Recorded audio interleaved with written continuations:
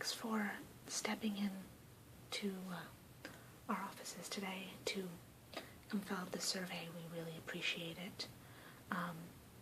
It seems you filled out most of your paperwork with the front desk, but your consent form is filled out.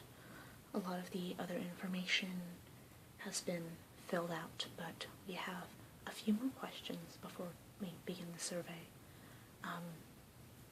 I'm Professor Turk. I'm going to be the one who is administering this today, and I am going to be in charge of the data collection and anything else to do with the survey. So if you have any questions afterwards, feel free to ask, and you will receive your compensation, your check in the mail within the next week or so.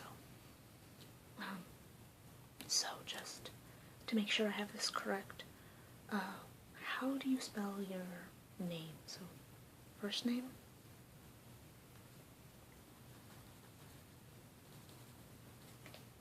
And last name?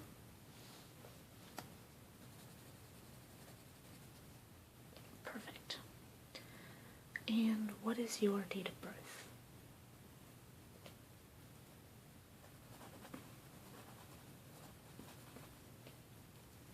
Okay. Now,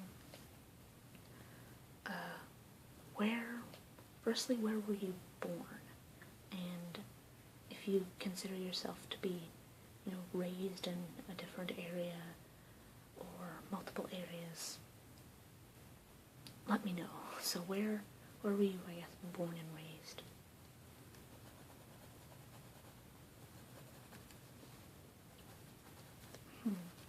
And so would you say that's where you spent most of your days? Alright.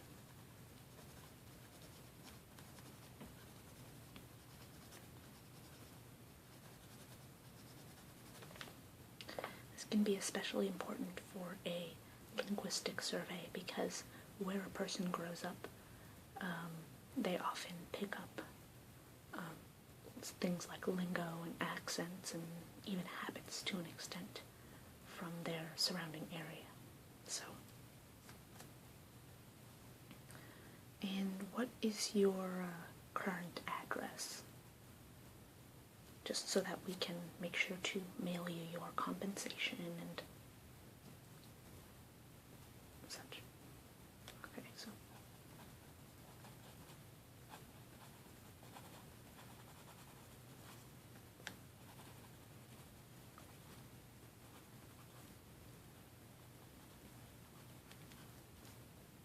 okay, I think that should be it.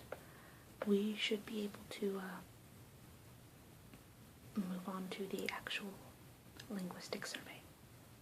So, I'm going to show you a few words, and I just want you to tell me how you pronounce them. So, let's see. I'm covering them up so that you only see. So, how would you pronounce this? People tend to pronounce them the same way. So, this word, P-O-T-A-T-O and T-O-N-A-T-O.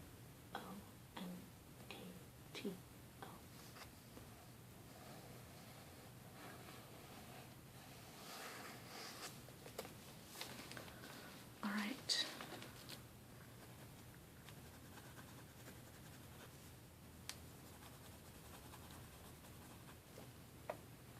People tend to pronounce either the long A to potato or the shorter A, potato. And the same with the next word, tomato or tomato. I don't think I've met very many people who have pronounced them differently, like by saying either potato but then tomato or potato and then tomato. But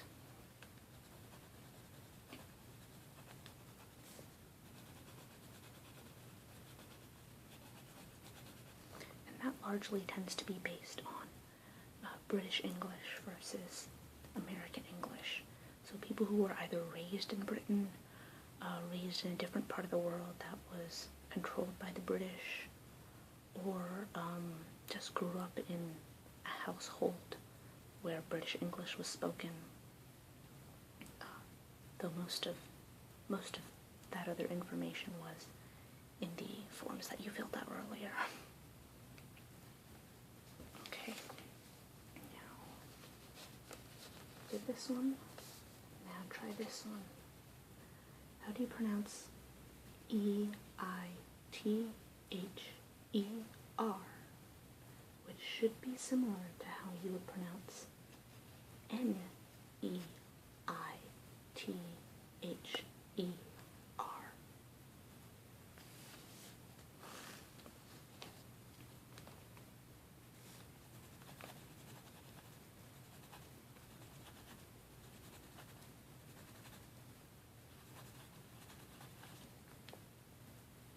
Alright. Now, once again, people, this is a little bit more British English versus American English, but people tend to either take the EI to be long, so either, or they pronounce both the E and the I and make it either. And same thing with with neither or neither. Alright, now let's see what the next word is. This is just a singular word. A-U-N-T. So like the person your uncle might be married to. How would you pronounce that?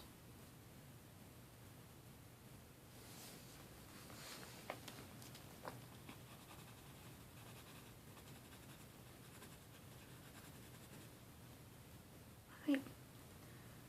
This is again another British versus American pronunciation, although there can be differences with, East Coast or West Coast, but it tends to be either aunt or aunt.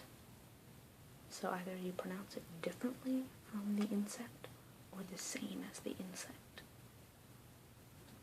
And some people, in fact, use both interchangeably, but most people have a preference. Alright, let's see what is next.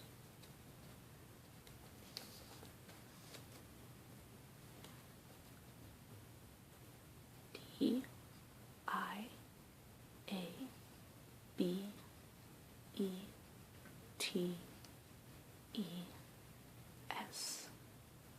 So this is the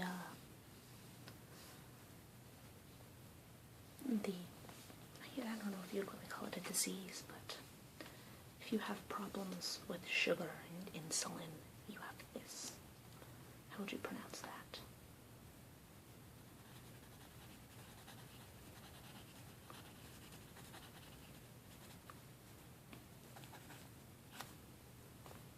Okay. Again, this depends on where in the country you're from, but it's either pronounced diabetes, like with the word "e's" at the end, or diabetes, with the word "us" at the end.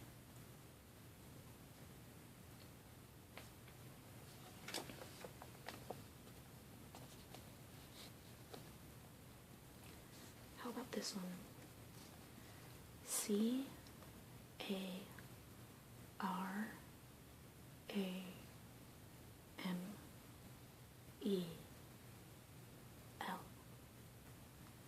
Something, a sweet, brown, sticky thing that you might put on an apple, or you might just eat little squares of it.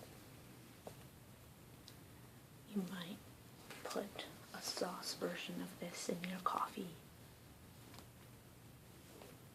How do you pronounce that? And how many syllables does it have? Okay.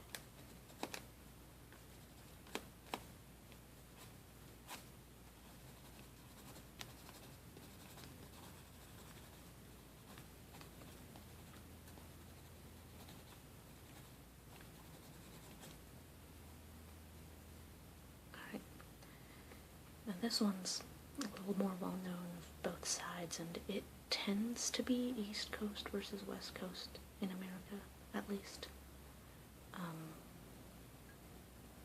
But it is either pronounced caramel, so 2 syllables, caramel, or caramel. So some people pronounce caramel. Some people just completely skip the A in the middle and make it silent and call it caramel. Some people pronounce it a little bit differently from that as well, but those are generally the two pronunciations, or the 2 most common ones at least. So what about this one? This one has many different versions, generally pronounced with 2 syllables, but it's how you pronounce it and also where you put the stress. So, P-E-C-A-N,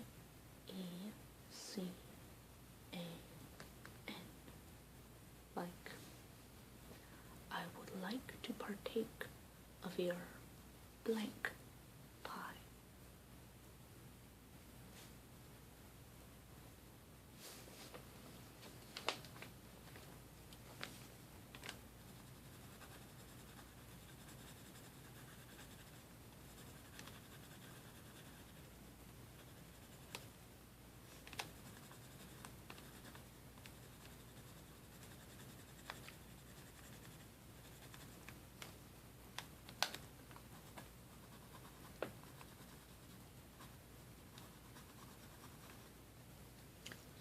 So this one has 4 different pronunciations, split both on the axes of how you pronounce it and also on where you put the stress. So for those who pronounce, who put the stress on the 2nd syllable, it'll either be pecan or pecan. And then,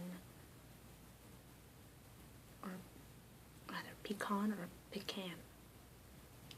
And then for those who put the stress on the 1st syllable, it's either pecan, or pecan. It's a little bit tricky, I know, but there are lots of different ways to pronounce this, again, based on, like earlier I said, pecan. I'm sure there's someone who prefers pecan over pecan, but again, this varies heavily depending on where, not just East Coast or West Coast, but where generally, whether you grew up in a more British area or New England of America, or the South, or the West, or the Midwest. It's almost like every accent has its own way to pronounce it.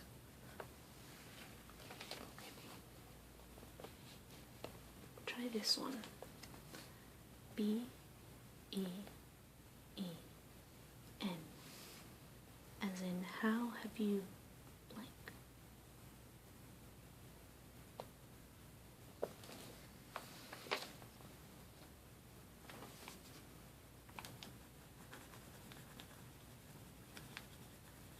This is one people don't often think about until they're asked to pronounce it. But people tend to either say, how have you been? How have you been? Or how have you been? So it's either a bin, like, a bin, like a trash bin, like Ben, like the name Ben, or bean, like the food bean.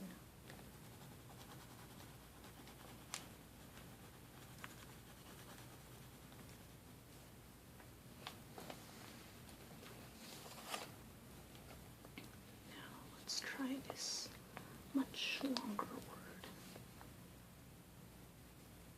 M-A-Y-O-N-N-A.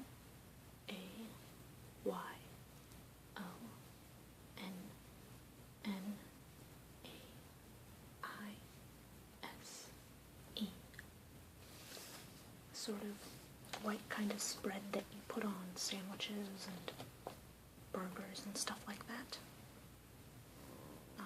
How would you pronounce that?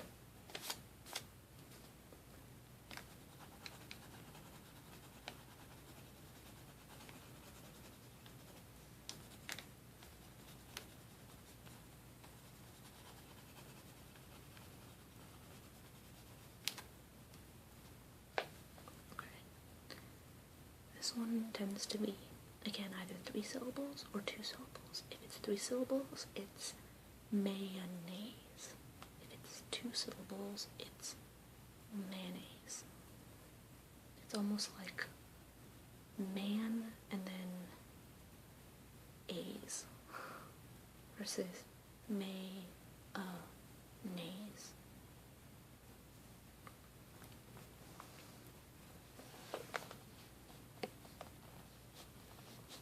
Almost done.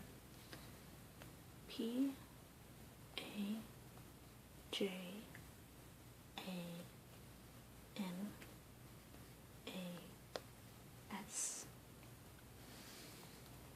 Clothes that you put on when you sleep. How would you pronounce that?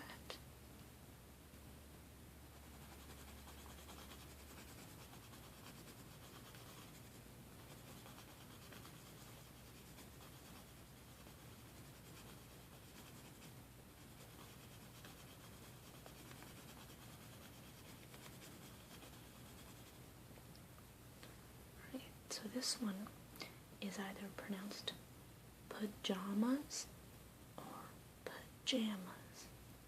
I think this one depends both on British versus American English, as well as on West Coast versus East Coast. But of course there's always some sort of variation depending on, you know, the people who moved around a lot or where your parents are from. Okay, now I think we only have a couple left.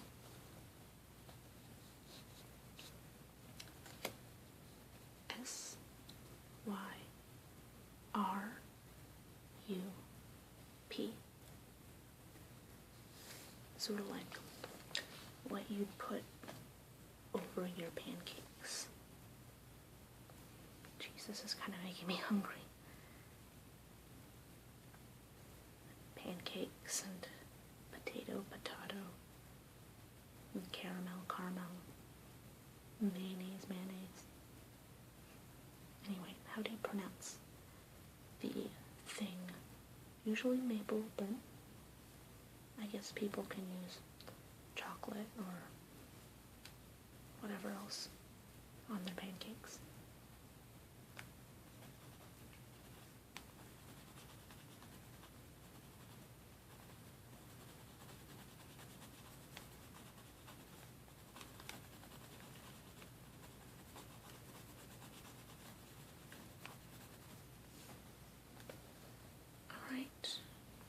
So that is generally either pronounced syrup or syrup. Like sir as in sir or ma'am. And syrup as in to sear tuna or something. I think this is the last one. Yep. Most importantly, how do you put your toilet paper? Do you put it so that the sheet hangs loose over the back? Or do you have it so that it's tucked away neatly like this and you pull it from the front? So, paper in, so paper towards the wall, or paper out, as in paper towards you.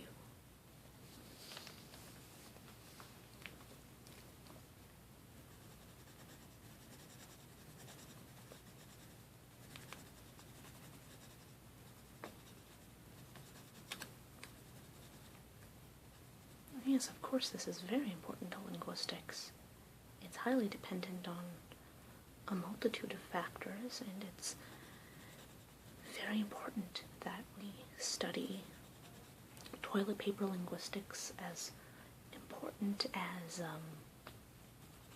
English and any other type of linguistics. Why do you think we had to ask you so many questions earlier on?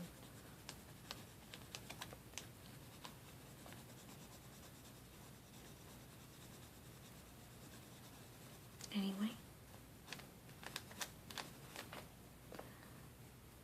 I think that is all the questions I have for you.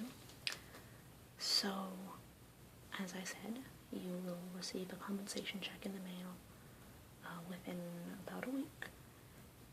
And we have your email. If are you interested in receiving statistical information regarding this study and what we discovered from your data, as well as the data of all our other participants? Alright, I'll make note of that.